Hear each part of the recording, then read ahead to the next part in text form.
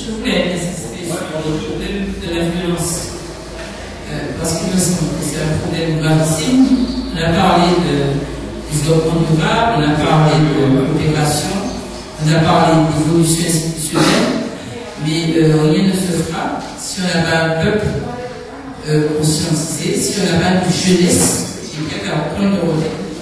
Or, il me semble que le problème de la violence, qui est un problème gravissime, doit être, à mon avis, examiné avec beaucoup d'attention. J'ai noté qu'on a parlé beaucoup des causes de la violence, mais il y a une cause qui me semble être majeure et qui d'ailleurs a entraîné à faire parler de marronnage.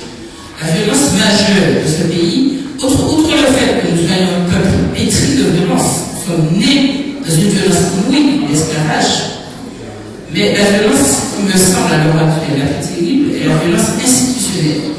C'est-à-dire la violence d'une domination où nous ne sommes créateurs de rien du tout, ni du droit, et quelque part, moi j'entendais l'intervenant tout à l'heure parler, ce qui gêne, c'est le problème juridique et des institutions. Pourquoi? Parce qu'on a parlé de marronnage, ils sont tout en train de marronner. Ça veut dire quoi? Quand on parle en gros, j'ai entendu M. Ika parler de marronnage, ça veut dire quoi? Un marron, c'est un esclave en fuite. Donc nous sommes toujours dans un système esclavagiste. Nous sommes obligés de marronner. Nous ne marronnons plus physiquement, mais nous marronnons institutionnellement. Et nous sommes obligés d'aller dans des institutions pour quoi faire? Pour marronner, pour faire péter, pour faire exploser des verrous, pour essayer de s'insinuer, d'entrer dans les créneaux qui vous permettent non pas d'exister tellement, mais d'exister un petit peu, d'être un petit peu moins combattu.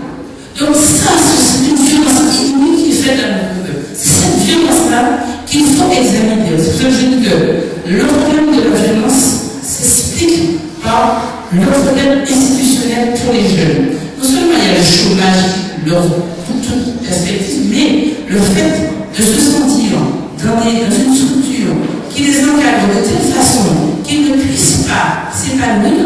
Je crois que le jeune est parfaitement conscient de ça, la jeunesse est parfaitement consciente de ça, et qu'il faut aller dans le constat sur la violence un peu plus loin, et il faut étudier ça de manière très précise, parce que je pense qu'il y a là un travail à faire, un travail important à faire, pour que l'on puisse faire, parce que si on ne fait pas un constat très précis, très détaillé, aller très loin dans la compréhension de ces choses-là, on ne va pas pouvoir avancer, on ne va pas pouvoir aller dans des propositions, proposer des stratégies pour nous sortir de cette domination.